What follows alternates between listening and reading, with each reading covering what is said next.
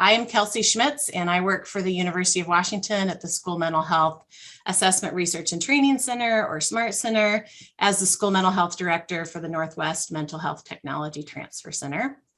We want to welcome you all to today's webinar, Anchored in Our Roots, Decolonizing Self-Care.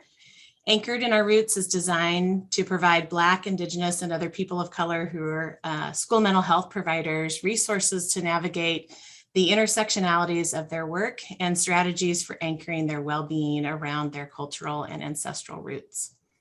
We have been so honored to get to work with Dr. Sabine Thomas and Ms. Catrice Tybett-Chapin as they have been developing these incredible materials in these series. And today we offer you engagement with some of the materials and practices. We'll take some time for Catrice and Sabine to answer some of your questions. And at the end, I want to offer an invitation to BIPOC school mental health providers to a virtual community that Catrice and Sabine will be leading that will start in January.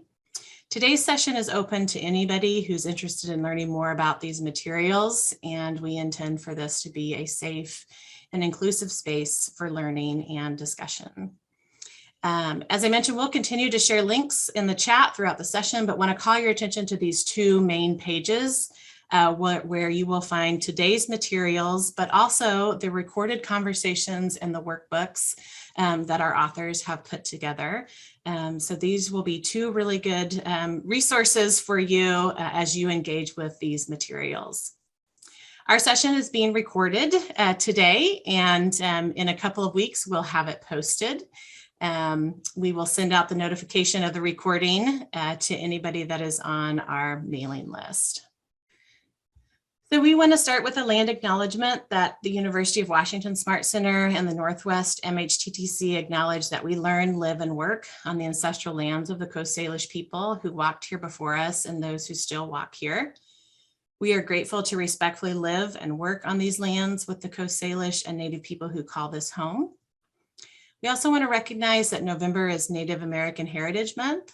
And while we must acknowledge the contributions, sacrifices, culture, and heritage of Native peoples each month, we want to ensure that we elevate that awareness, honoring, and celebration of traditions, languages, and stories during this time, and invite you to learn more about the ancestral lands you are joining us from, as well as SAMHSA's available resources to support school mental health for Native communities. On the next slide, for those of you who are new to the Mental Health Technology Transfer Center network, we are a national network that was funded by the Substance Abuse and Mental Health Association in late 2018, and we include 10 regional centers, a National American Indian and Alaska Native Center, a National Hispanic and Latino Center, and a network coordinating office. And as we saw from our introductions, we know that we have folks that are joining us from outside of our region, Region 10, which is just fantastic, but also want to make sure that you know you have a regional MHTTC where you're located if you're joining us from the United States. You can visit the MHTTC network to find your center or to check out the other centers across the nation and take advantage of other training and resources from all the centers in the network. This session is being hosted by our Northwest MHTTC School Mental Health Center, where we serve the school mental health workforce in Alaska, Idaho, Oregon, and Washington. And we welcome you to connect with us through our website, via email, sign up for our newsletter and training and resource announcement list, and follow us on social media. A quick disclaimer that while SAMHSA sponsors this work, it does not reflect any official position on this content. So now I would like to invite Catrice Tybett-Chapin and Sabine Thomas to come on screen, and just want to take a moment to introduce the two of you.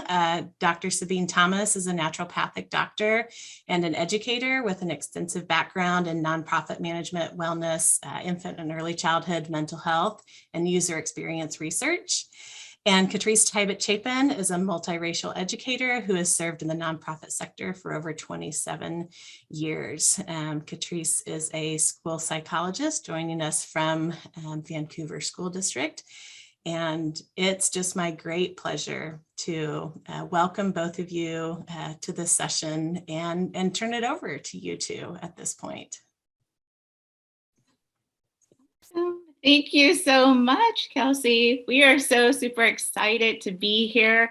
I'm watching the chat and all the folks from all across the US joining us, and want to definitely give a shout out to my Vancouver Public School team that I see popped on. Thank you for being here and helping to represent Vancouver, Washington.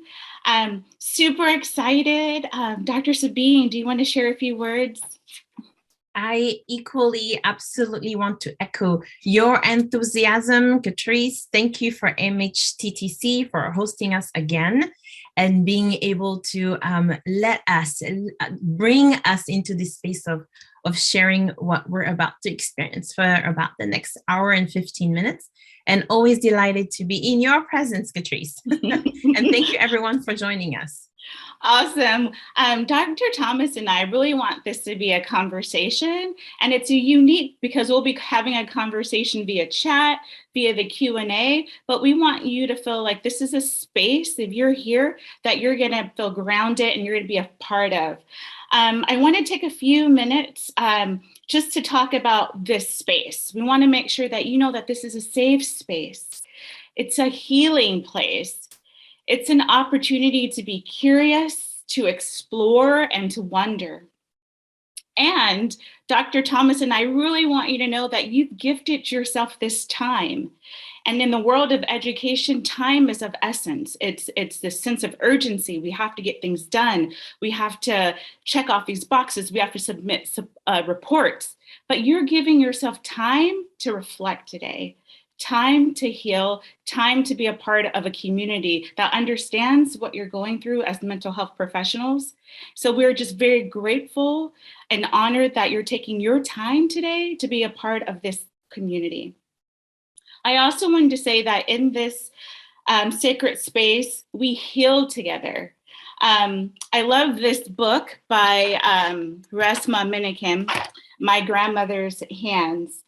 And he says, collective trauma experience needs to heal with collective healing. And so it's a beautiful book, and I'll be referencing this throughout the training today.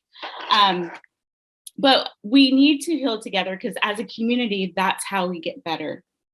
I also want you to know within this training, you might feel discomfort, sense of affirmation. Yes, I've experienced this in my life. You might experience tears, joy, confusion. I want you to know whatever you're feeling, that's energy that's within your body. And that's energy that we want you to allow yourself to release. So a lot of times we're able to name emotions, name our feelings. But what we also need to realize is when you're able to name and experience what you're doing, you're letting go of this energy in your body that's been bottled up for a while. So please release that energy. We want you to know your voice is powerful. So although I can't see you and although I can't hear you, we want your voice to be present in our chat and Q&A functions. We want you to be able to present resources that you think are relevant to our community. So please use your voice via typing for us. We want you to also know that confidentiality exists. I'll be sharing some clips of my experiences working at the high school setting in Vancouver Public Schools. I don't disclose names, but I disclose experiences. This is a confidential space. And so in the chat function, please feel free to share some of your experiences as you're listening to the content, as you're reviewing the videos. And just know it stays here. Of course, there's this disclaimer that if something seems unsafe within your environment and our team feels like we need to follow up with you to make sure you're safe, we want to do that. So just know we've got your back in that way. And then the biggest thing is we want grace and compassion to flow like a river. This is my first webinar and I'm really excited, but I'm also like, what am I doing? So, but I love the fact that this is anchored in our roots. Was about a conversation between two people of color who are experiencing similar journeys. And so I hope this feels like a conversation to you as well. I'm going to move on to the next slide. There's this wonderful concept. I have 4 girls, 18 months, 20, 21, and 22. And my oldest, who's 22, is like my butterfly. We all have that one kid, either personally you have this child or you've worked with this child that's like a butterfly. And so you instill all the morals, tradition, and ethics in them. They're wonderful, compassion, but they don't fit the traditional mold. And so with my daughter, she carries herself as though she's got the ancestors who are walking with her. And it's such a beautiful sight. And I was like, I know I'm religious, I know I'm spiritual, but she takes spirituality to a whole different level. And within my conversations with her, she taught me about bone work, which I thought was really interesting, and shadow work. So I want to talk a little bit about this. Bone work is when you are starting to be aware of what's occurring within your body. You are aware of your breathing. If we want to get technical, bone work is like the ancestral African verbiage, but a lot of times in the field of therapy, you might hear somatic therapy, right? So it's all about how are you breathing? What are you feeling? Where are your nerves being directed? So throughout this presentation, we want you to know that please take a break as you need to take a break. If you need to use the restroom, if you need to stretch, please do so.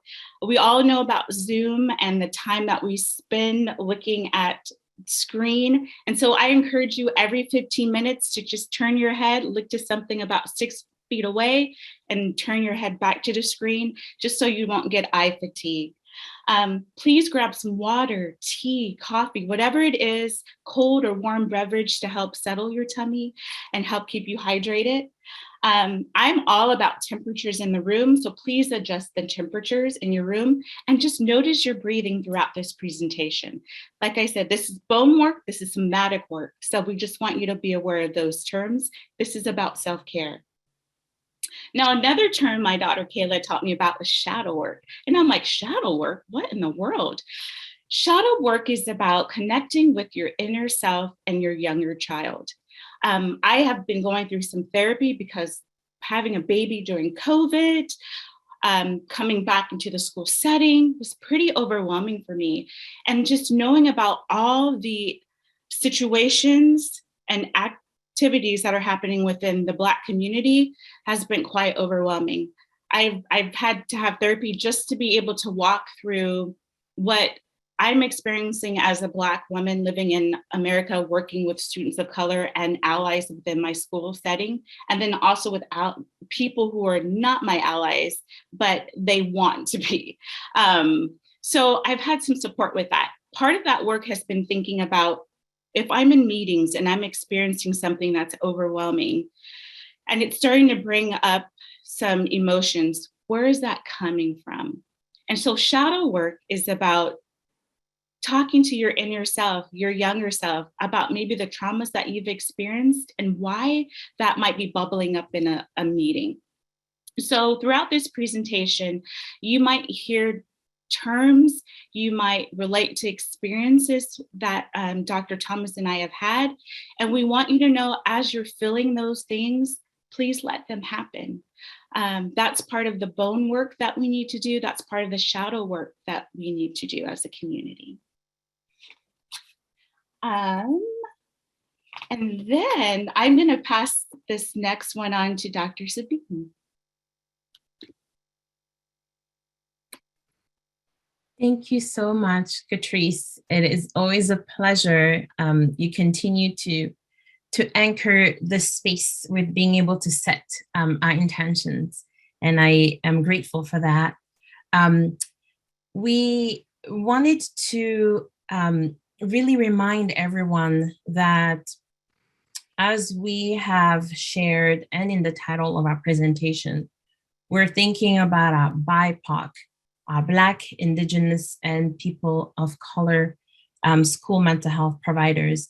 And we also want to deeply acknowledge that our experience is truly reflecting our lived experience as two Black and multiracial women. And so often there are concerns that the term BIPOC can be a catch-all.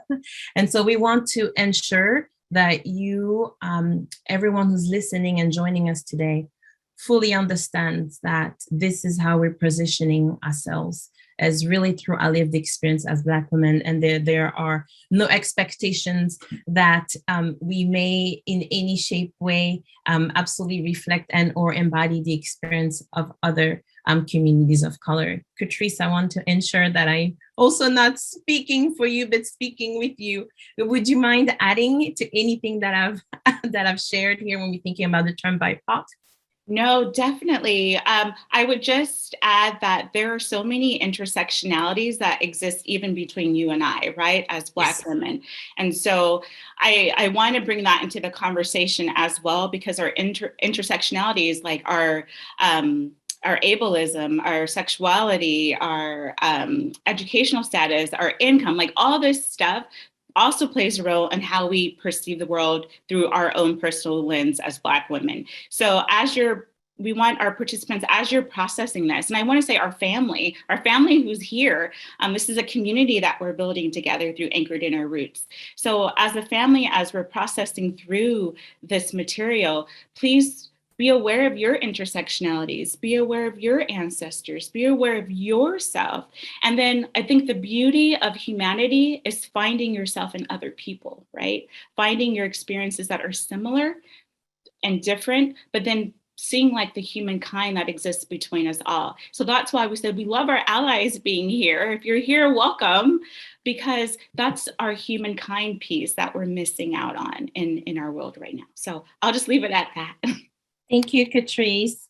All right. Well, I wanted to start with just this space in terms of moving into our next layer here, and start to think about anchoring, and really thinking about the concept of anchor, right?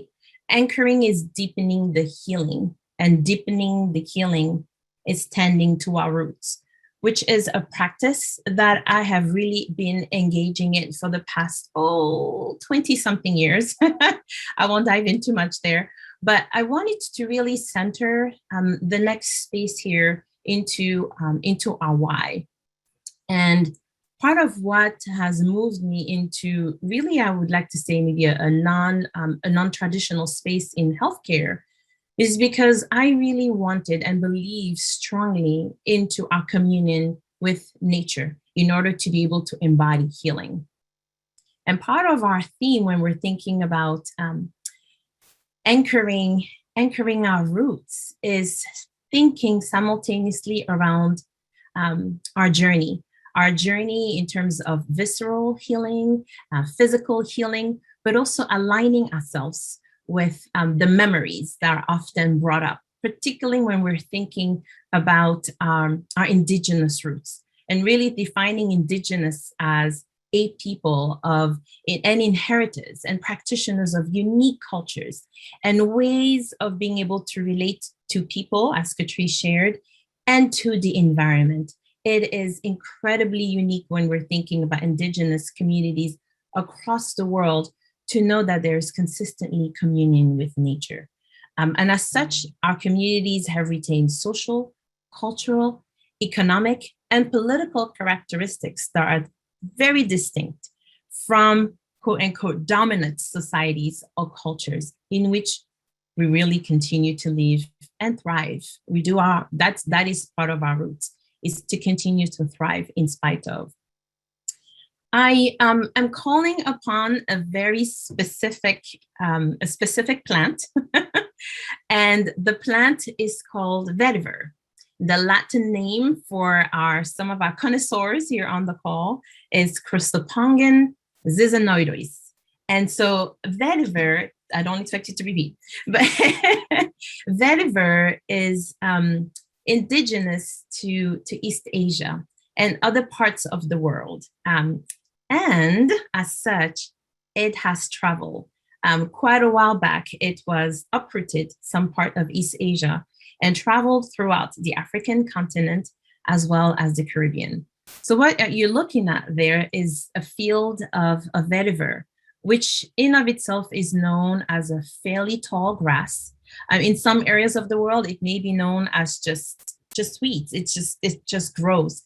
But I really want to center us around the very sophisticated simplicity of this herb and how I really align myself with being able to illustrate the parallel and the communion that exists between healing, health, and the nature, and how it really continues to fascinate. And so as I've mentioned to you, this particular plant was propagated throughout the Caribbean. And one of the areas it was propagated in is modern as we know it, the island of Quisqueya. And so there are two pictures there when we're thinking about the island of Quisqueya, and today that has Haiti or Haiti on the left side and the Dominican Republic on the right side, was definitely known as having several chiefdoms, including Maguana, Igwe, Magoa, Marian, and Jaragua. And Quisqueya, in the land of the Taínos, our indigenous ancestors who lived on the island, is known as the mother of all lands. It's known as the mother of all lands. And I am sharing this particular history with you because as this grass was uprooted, and so as many of our ancestors were either kidnapped or uprooted, it was able to lend and grow and grow. This grass can grow as tall as 5 feet. And it used in many countries, as I've shared, throughout the African continent, the Caribbean, and Asia, more particularly India, to prevent erosion because of its anchoring roots. It spreads fairly easily, and I attribute this to health. It is a healthy plant and grows in clumps, and I often associate clumps with community. Its intelligent network of roots can grow as profoundly deep as 4 to 7 feet. The roots are frost and wildfire resistant and can survive deep water flow. Hence one of the reasons why it's often used to prevent erosion. The leaves, and this is another thing about the beautiful power, the healing power of nature. It is holistic. The roots can be used, the leaves can be used. The leaves of vetiver are useful as a byproduct to feed cattle, goats, sheep, and horses. I will speak a bit more on the two, for lack of a better word, products that you can see on the slide here, but I wanted to hone in a little bit so that you can see the sophisticated network of this plant. It is seemingly to the eye incredibly thin, but what a resilient plant. It anchors itself. It is used holistically to prevent erosion. The mulch can be used to increase water filtration. I have learned this by visiting the island, that sometimes the vetiver mulch can also be used in calabashes and where water is placed to be able to really filtrate essentially that water, the water. It can be used to reduce evaporation, thus really protecting soil moisture. In certain West African regions, such as Mali and Senegal, the vetiver roots were traditionally used to reduce bacteria proliferation in water jugs and jar. And I want to pause here. Again, when we're thinking about our ancestral roots, here we're talking about what has been used as a tradition in West Africa. And I'll just share with you that by visiting the island of Haiti, I also learned of a similar practice. And so a lot of these practices have been honored, respected, and kept throughout the generations. The essential oil has antifungal properties against invasive plant fungi. It can be used to expel termites. And so this continues to support even patches or houses that are built utilizing vetiver for that very purpose. And as a mulch, it can be used for weed control in coffee, cocoa, tea plantation.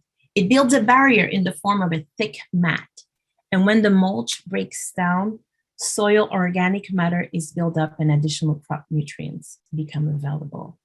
I absolutely enjoy, I surround myself with this plant and have invited it in our space. I know that if we were in person, you could smell it. But I wanted to share with you that as Catrice started us into our space, I have been burning. I've been burning some of our vetiver roots that I have here, and I have been using the vetiver oil. I bring the root, of course, into our radical space of healing. It absolutely continues to align itself with healing, but also because here is a plant that was completely moved out of its natural habitat and then shared into another incredibly rich terroir. The island of Quisqueya is incredibly rich, as we know this, and it has found its home and has continued to deepen its root. And this is the way I think about ancestral roots when I think about healing and ancestral work and our radical healing. And so I wanted to highlight the fact that the oil itself, so we talked about the grass being used as mulch. We talked about the roots really being used as anchoring.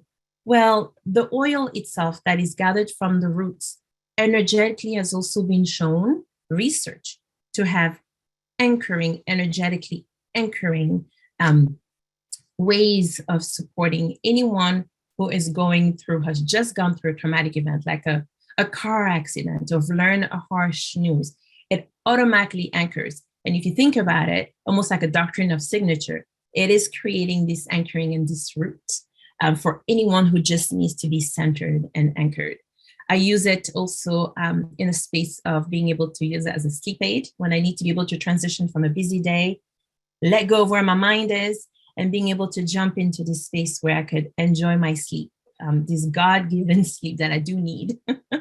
And so I use vetiver every so often, and wanted to share with you that, interestingly enough, the oil is also used, now hear this out, is also used as a fixative, as an anchoring note across the world for several perfume creators. It is so viscous that it anchors every additional note that's often is being used to create perfumes. And so I think that there are ways in which we can continue to engage with nature the way our ancestors have engaged with nature and find healing the way our ancestors have been able to do it. And this is one way that I often think about radical healing, is stepping away from what may have been marketed as self-care, however we think about it. And Catrice and I discussed this quite a bit extensively in our recording associated with our tools that you can definitely find on our website. And if anyone can put the link in the Q&A, thank you, so that you can continue to explore a great deal of conversation that Catrice and I have gotten into. But this is what I think of. This is what I think of is really being able to dive into our roots. And so I've come across this radical artist, Danny Pendergrass, and this website, urge.org, and it came across this quote essentially illustrating this painting from Danny. There is no self-care without community care. If you recall the sophisticated root work of a vetiver, it rolls in clumps, but also a network quite elegant at that. It really reminded me of the way we engage with nature, but also how our community relates to nature. And this painting does this so well. We see a mama with a little kiddo. We see someone holding a bullhorn to be able to share messages of liberation. We see children having backpacks and continue to learn, and yet all anchored around nature. So root work is hard work. It is community work. It is anchoring work. Core and root work is really what continues to allow us to grow. It is also work within proximity of plants and nature. And so I wanted to ensure that there was an opportunity to remind us of continuously aligning ourselves and or asking our families around specifically ancestral practices that continue to relate us to nature. Thank you, Catrice. Thank you. I'm definitely going to start to implement Vetiver into my practices. I will let you know that 2 weeks ago, I was going to be a part of a meeting that had 18 people. And we know as school psychologists, sometimes at the elementary school level, and very much at the high school level, we'll have these wraparound meetings. And we'll have a team of teachers, administrators, parents, advocates. At the high school level, it was 18 folks I had a meeting with, and was also a student who was part of the, who was coming out of the juvenile justice system and was a part of like Catholic Community Services. And there was literally 18 people in this meeting. I didn't have Vetiver with me, but what I did have was sage. And so before I went into the meeting, I like saged myself. And then as I'm driving to work, I'm like smelling myself. I'm like, oh my gosh, are they gonna think? So I went to my school nurse and I was just like, do I smell funny? And she was like, no, you smell like incense. I'm like, oh, okay. And then she says, were you saging? I'm like, yeah, because I had to get myself ready for this. And she pulls out from her office like a bottle full of like essence of sage or whatever. And she's like squirting it on me. And I'm like, I felt like, oh my gosh, not only did I love her even more so than I already love her as our school nurse, but I was like, oh my gosh, like there were other, and she's a white lady and she was like, she was woke. She had these grounding practices. I was like, my heart was so happy. But I think when I think back on that happiness piece, it was like, I brought a piece of my like culture. I'm like, I don't know why I'm sensitive, but I brought like a piece of my culture into the school setting. And I had a colleague who had that same piece of and same culture at home. And I'm like, oh my gosh, in our own indirect way, we like became sisters, right? Like we became like nature sisters. And I'm just like, oh my gosh, that was just so beautiful. Was I ready for the meeting? I'm like, as a school psych, you are never really ready for an 18-person meeting. I told someone I felt like the Wild West, but it was still, it was productive. And it was a good conversations, because any wraparound meetings we have, it's about conversations. But boy, I knew I needed to get grounded. I just knew I needed something other than just like breathing. I needed something other than my tea. I needed that sage. And I'm looking at the chat and people are saying, yes, they love it's so beautiful. I love the oil necklace. That would be cool. I need to do that. And then one of the things I thought about just with like roots and herbs is like a lot of times I'm like sensitive to see if people have any allergies or what have you. But if I know that no one has an allergy, I'll use lavender just to kind of soothe myself. It was recommended at one point, like just having lavender, like little cloth and just putting a little bit lavender on that cloth and like carrying it around you or what have you. So Dr. Thomas, with that said, are there other things in addition to sage and vetiver that's like readily accessible that folks can carry along with them if they just need to get that grounding and feel rooted? Yes, absolutely, Catrice. I'm glad you asked. Wanted to share, and I'm so glad you brought up sensitivities. There are some herbs for me that I'm just not responding to, or have just not gotten acquainted to, and or have not gotten exposed to, where I can have that sensitivity. I bring this up because our sense of hearing, and so music, and our sense of smell are probably one of the first one to come and one of the last ones to go. We've seen this several times, either in communities of elders that whose memory may start to completely disappear whenever they hear that beat, that rhythm. The body sways, or they have a specific perfume. Their eyes open up as if they're awakening, right? And so whenever I think about any opportunities to anchor ourselves, the two go-to for me are being able to focus on scent. And so I use, of course, vetiver. Lavender is another great one to just get comfortable with and try, either as an incense and or as being able to rub. My son does this. He rubs just the flowers, and of course the oil remains on your fingers. Just be careful not to have it in your eye, it can burn. And then I dive into movement.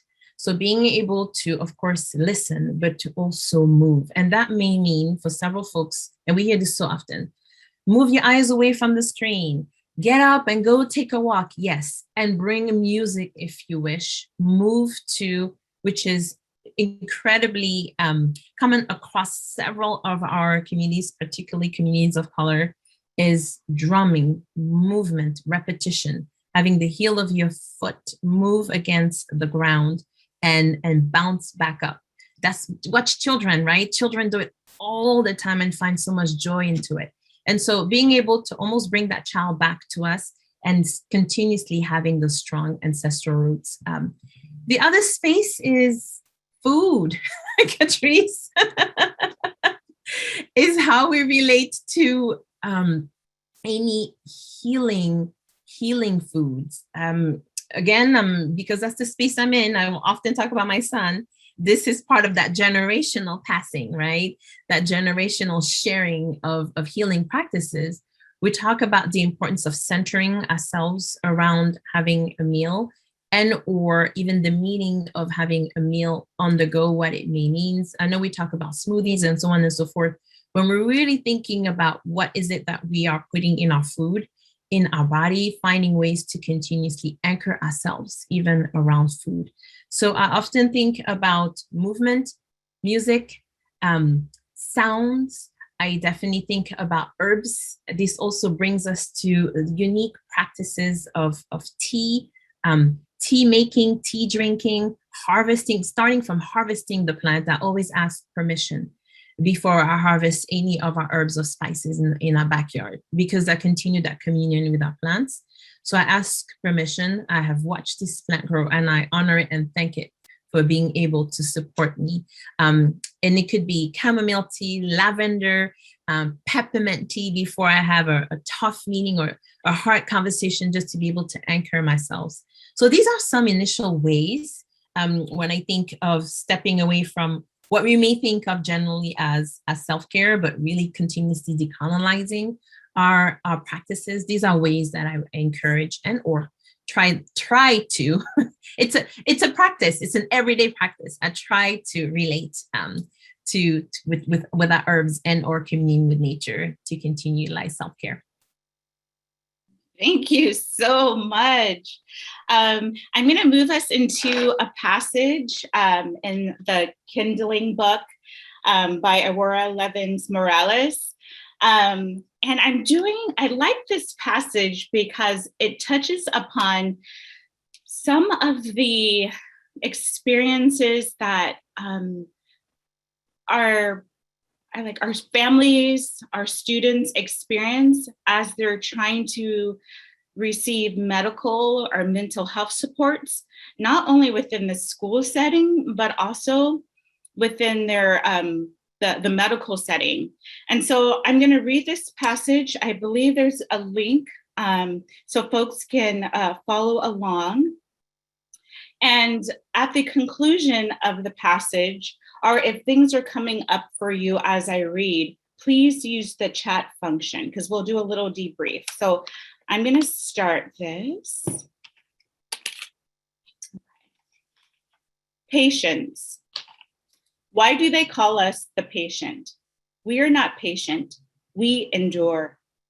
The anxious tedium of public hospital waiting rooms, because waiting is the punishment of the poor. Interminable buses to inconvenient places where we count up our cash, calculating whether we can take a cab home instead of riding our exhaustion.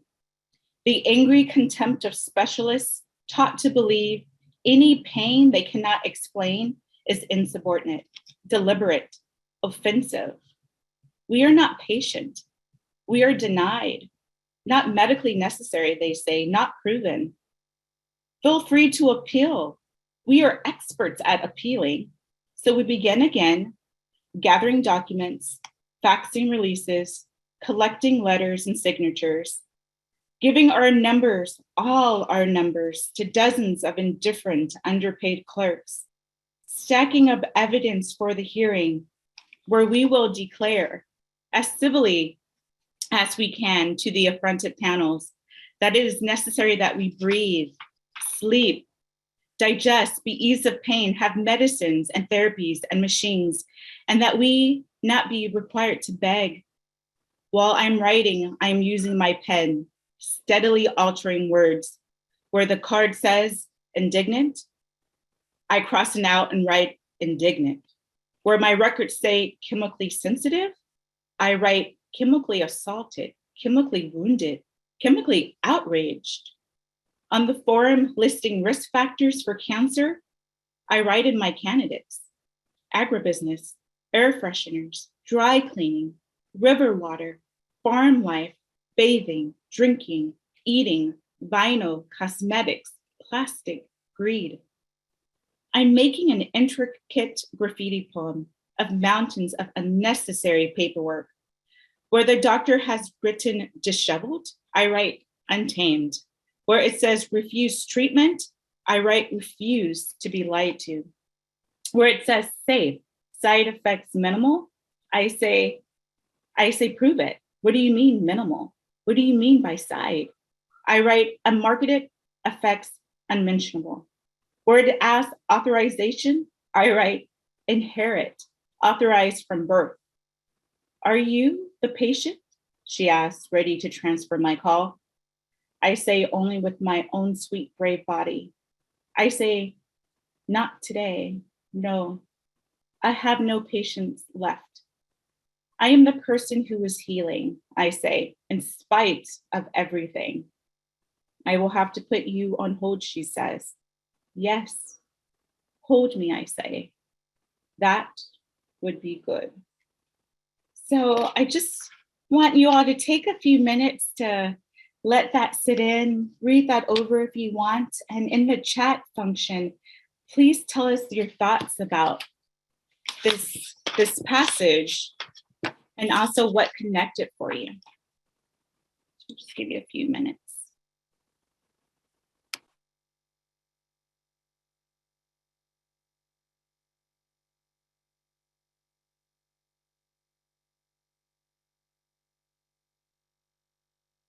Thank you so much for those who are sharing their thoughts and using their voice.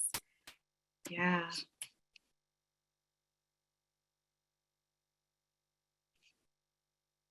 Yeah. I love the note about moving from traditional medicine and medicinal approaches to more homeopathic, natural. Yeah. Love it. Yeah, Chrissy, think of who holds the power and how do we use it? Definitely. And I'm thinking, I think what came up for me in this passage was just my role as a school psychologist. And I remember going through graduate school, and one of the things that were said, which I thought was interesting, was that as a psychologist, we're like gatekeepers of allowing access of folks getting services or being denied services. And I'm like, why should that be our main role, is gatekeeping? And I was like, well, how can we make that a more like culturally inclusive or responsive term, gatekeeping? But that's what this brought up to me is, and then the last piece of like, yes, see me, hold me, that would be good. Just recognizing the needs that we have in our community. So, yeah. Oh, yeah. Oh, Jessica, how often do we punish kids for their suffering? That is so true, right? That is so true. That's a whole different webinar. Oh, that is a whole different, the social, emotional, and behavioral wellness of our community. I always like to say it's reflective on how our community is doing as a whole. So if our community as a whole is experiencing pain, we're experiencing trauma, then we should expect that that's going to be within the school, because it's just a bridge. School and home are just bridges to one another. So we have great folks who want to teach, right? They want to be a part of our community, but they forget that if you're a part of our community, that you need to learn about our community and you need to ask to be a part of it. So there's just so many other layers here. I'm starting to get myself a little worked up, but I think Dr. Thomas has this great body scan activity that's going to recenter me that I'm going to have her go into. Thank you all for the chat. I love it. Oh, Catrice, I'm so grateful to hear you share a little bit more about the chat and what is happening, and thank you everyone for definitely making us feel like this is absolutely participatory, that we're engaging in community and conversation. Though we may not be able to have these conversations in person, this is definitely one of a webinar that we hope we can definitely do in person, because I can only imagine the richness of conversations, stories that could be shared in terms of how this is all really being unpacked for everyone. So thank you, Catrice. I appreciate you doing that. I wanted to, as you can tell by now, I am very fond of the island of Haiti and and language and food. But another aspect of what really makes an opportunity to continue dive into either language, root work, root food, is also thinking about where we come from. And what is unique often is a saying in a different language completely lands very different. It vibrates completely differently. And so one of my favorite languages is Haitian Creole. And I have found two passages that really follow in line very well with the piece that Catrice just talked about in terms of the dichotomy, and sometimes definitely more than a dichotomy, really the spreading of us as a unit. There is the mind on one place, the body somewhere else, and the soul elsewhere. And I am finding that when we're thinking holistically about who we are, that we continuously are being either encouraged and or welcome when we show up authentically and transparently, is probably one of the best places for us to start healing. And that comes back to the body. And so the two passages that I wanted to share and kind of reflect on is Tambour prêté pas jamais fait bon danse. A borrowed drum never make good dancing. Someone else's experience is never one that I can continuously think of when I think of my own body. It is not an experience that I can borrow, but one that I have to go through myself. Healing is incredibly individual.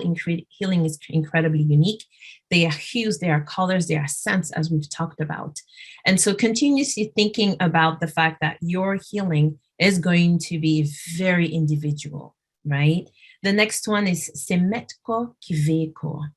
It is the owner of the body who looks out for the body.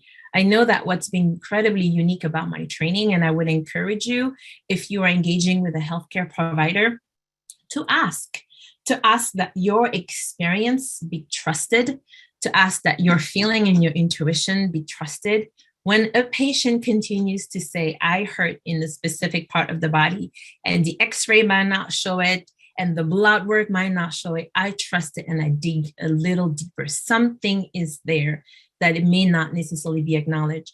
And this is definitely part of continuously decolonizing self-care, is understanding that your body has this innate power to heal, this innate intuition that I would love for us to continue to listen to. So these are the two proverbs that I thought about, centering really that capacity for us to be our first and most important healers. We live in our body 24 hours a day, 365 days a year. No one else knows your body better than you. You have a headache. Most of the time, you know why, and I'm following your lead. And then continuously adding and finding other tools to support you as you reach your healing. But most of the time, I'm relying on you. This is collaboration and co-working space in supporting you and staying within your power and your body. In our ebooks, Catrice and I have taken some time to, and if you haven't gotten a chance to dive into and really work with our material, please do. One, we are eager to receive feedback, and two, we are equally eager to share what we've uncovered and continue to, right? Catrice and I felt like we could probably at some point write a book here around the richness of material when we're thinking about radical self-care and decolonizing self-care. But there are spaces for reflection. And multiple times here, Catrice has asked you to jump in the chat and reflect. In our ebooks, you will find a similar space. In this particular case, one example that I wanted to share with you is talking a little bit about what are self-care practices that really resonate most with you. This is pages that you can print out and work on. I also find quite a bit of healing in being able to put pen to paper and let our body work through creating words on this paper that we can reflect on.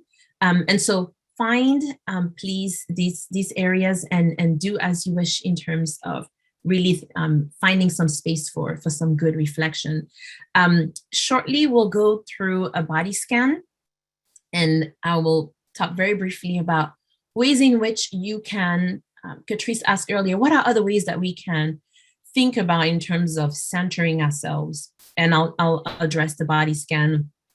Before I do, however, a very simple way today to rethink ways in which we can decolonize our approach to self-care and radical self-care is, I am a strong believer in the powers of the elements, of course, but the healing power of nature is of water is quite fascinating to me.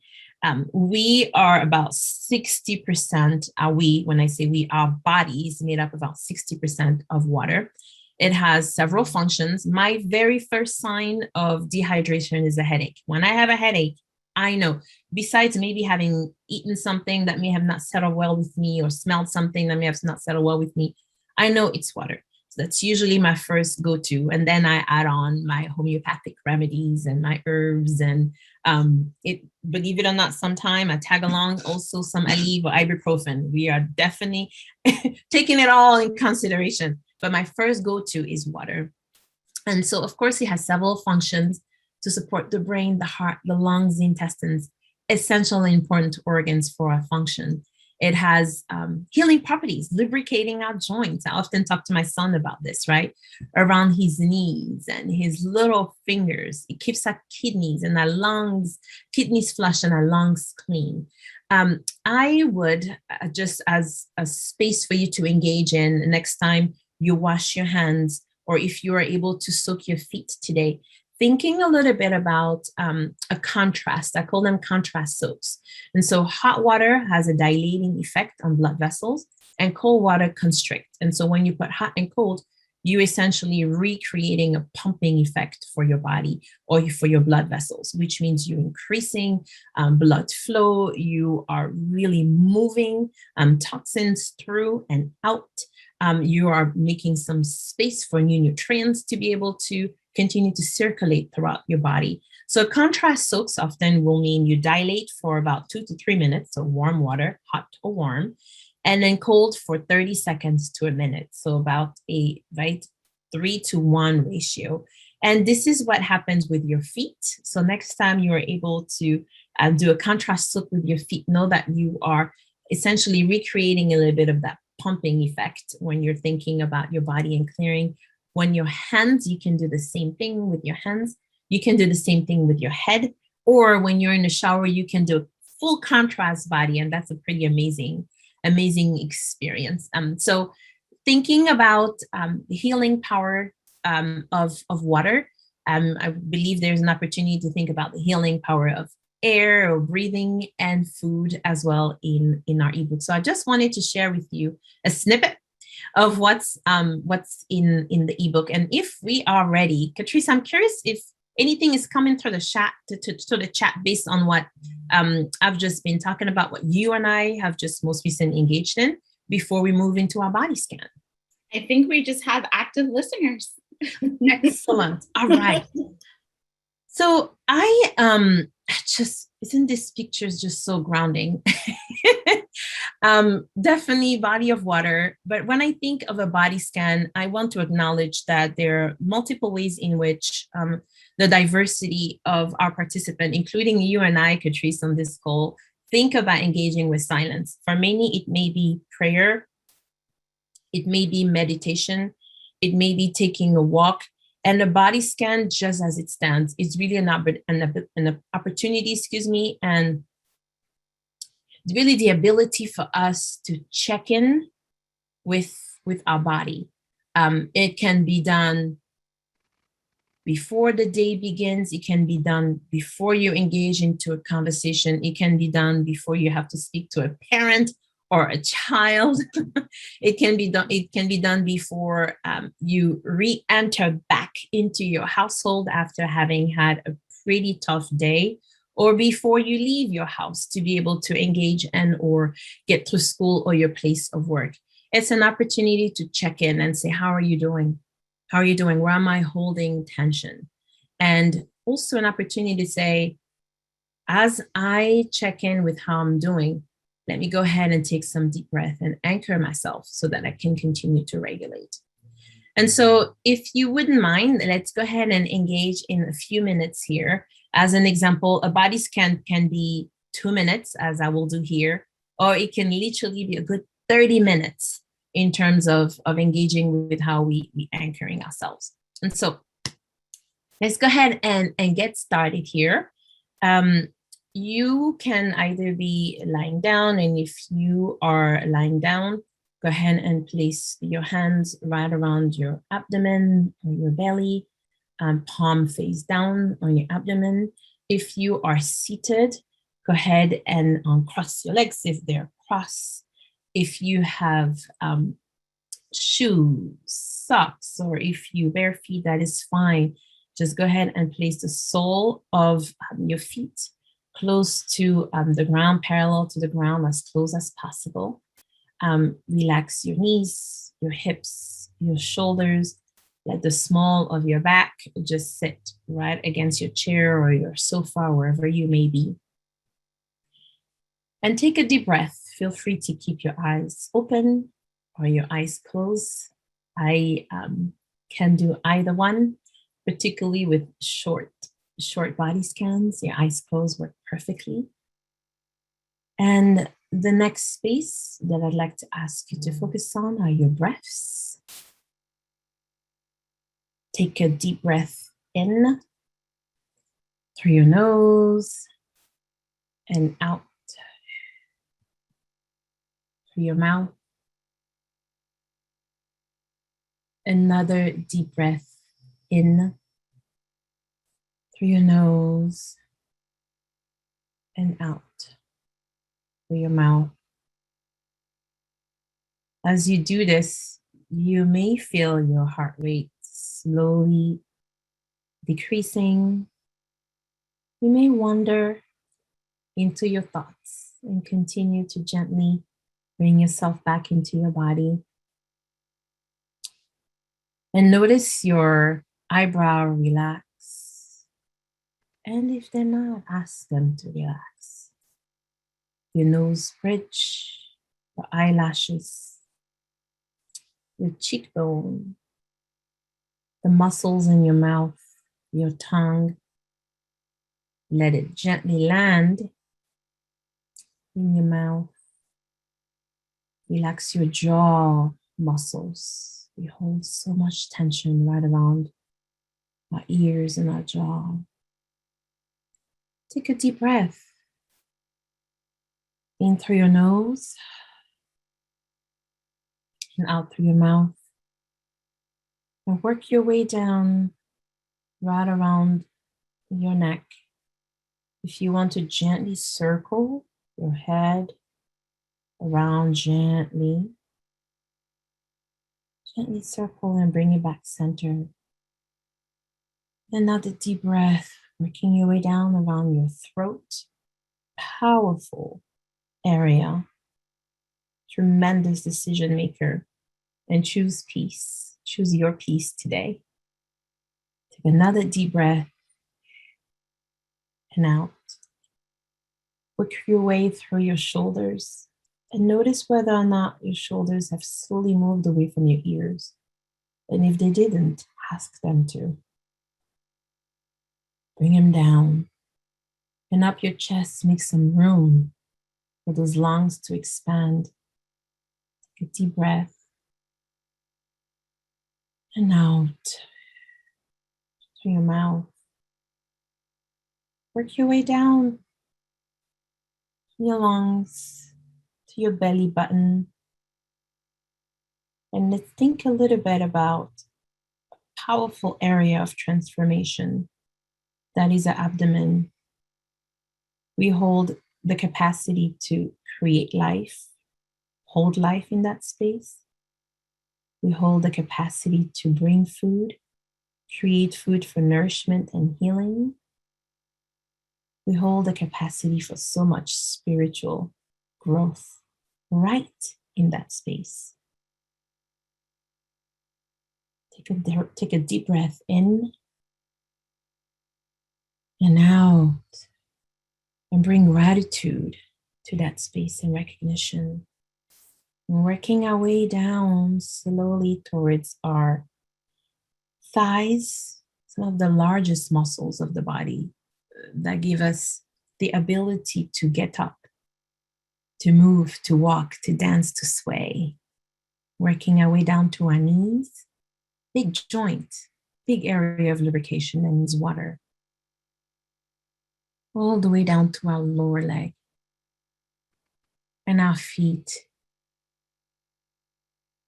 Wiggle your toes. Feel those tiny muscles and bones that carry us every single day, 365 days a year, that holds our weight, emotional, physical, and otherwise. That tonight, those feet, we're going to give a nice soak and say thank you. Continue to wiggle your toes, take a deep breath.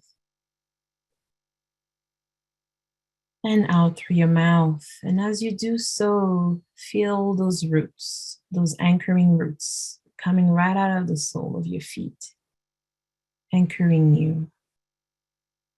Continue to practice and deepen your sense of gratitude for these roots. Take another couple of deep breaths. In and out through your mouth. And on the second breath, if you've closed your eyes, slowly open them back. Move those shoulders, sway on your chair, in your bed, and join us back into our space.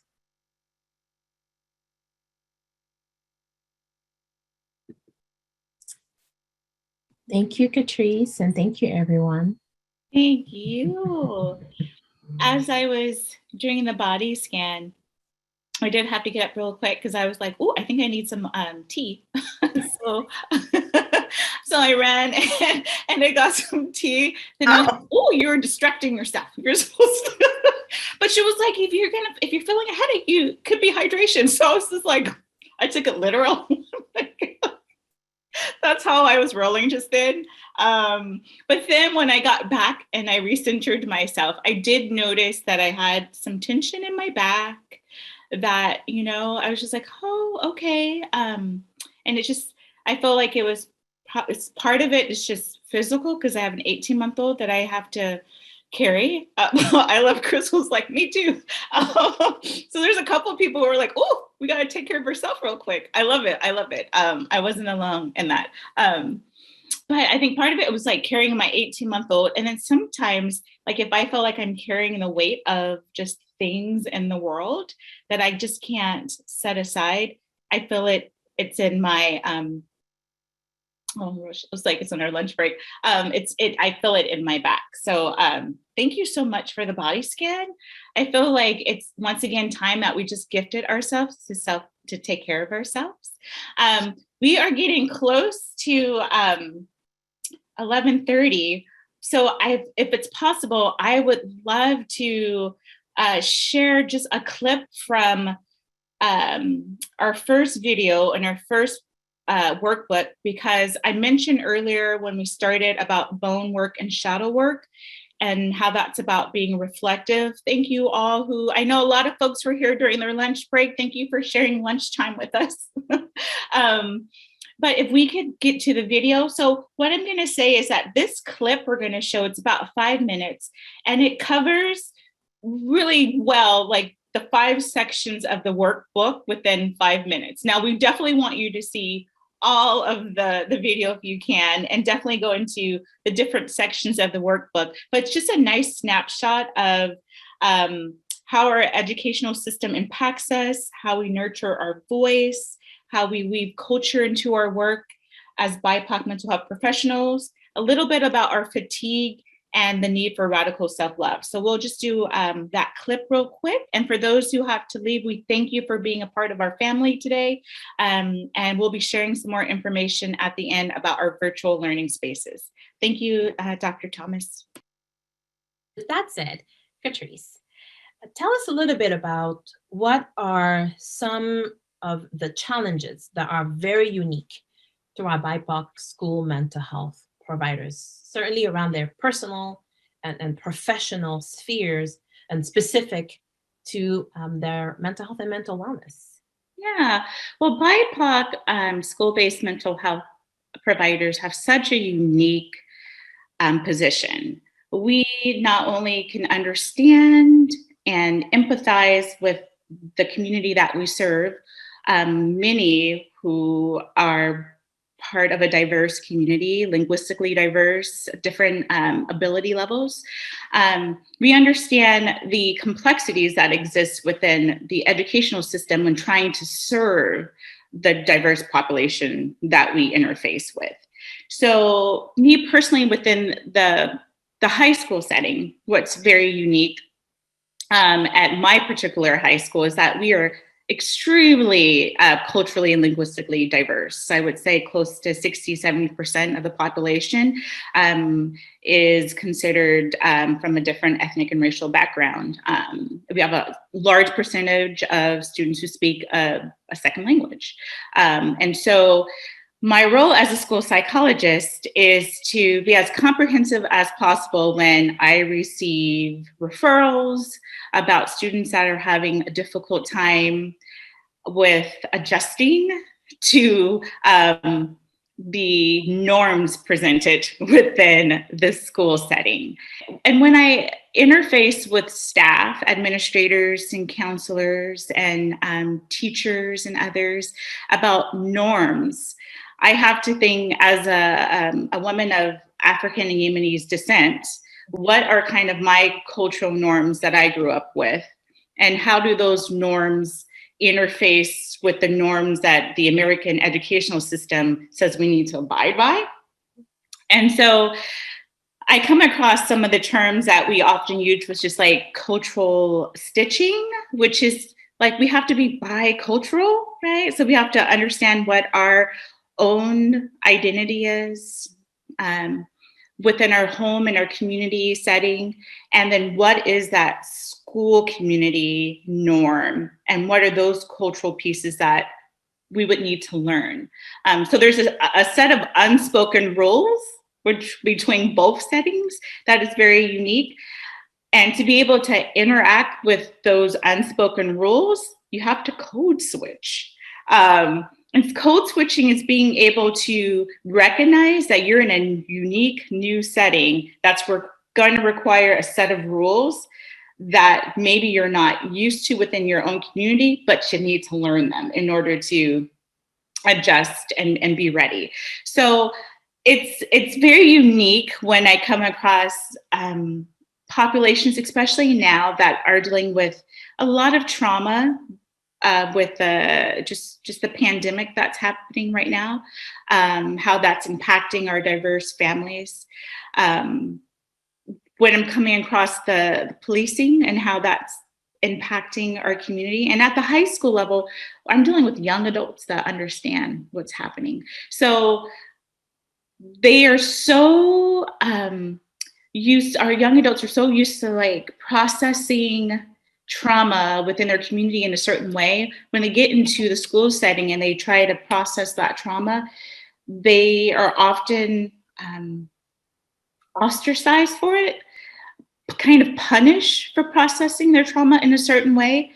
And as a BIPOC provider, I have to go in and I have to do some cultural bridging, because I have to tell folks that we're in a situation where some of our students aren't attending every day, virtually or in person, because not only are they in a unique climate, but they're also experiencing some unique traumas that their brain is trying to process that they haven't had to. So I'm in a position where I'm trying to teach the community, the school community, about like the cultural norms and how different cultures process trauma, while still understanding, oh my gosh, I'm processing this trauma too, along with them.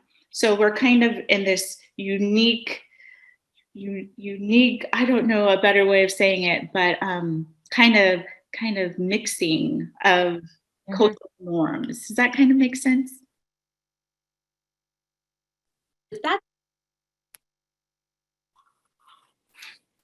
Thank you, Dr. Thomas, for that clip. It's always interesting when you like see yourself, you're like, oh, and you're hearing yourself on video. But I was just like, yeah, word to myself, because I'm like, it still resonates, it's true. So we just want you to take a minute to just jot down in the chat some of your ahas. I'm already seeing folks sharing some of what they are getting from that little clip. I love Jessica, punished for processing trauma. That is a true thing that a lot of our youth are experiencing. So we'll just give you guys a minute. I'll put myself on mute just to think about that clip a little bit, how it resonates with you. Does it resonate with you? And then we will get ready to prepare our closing.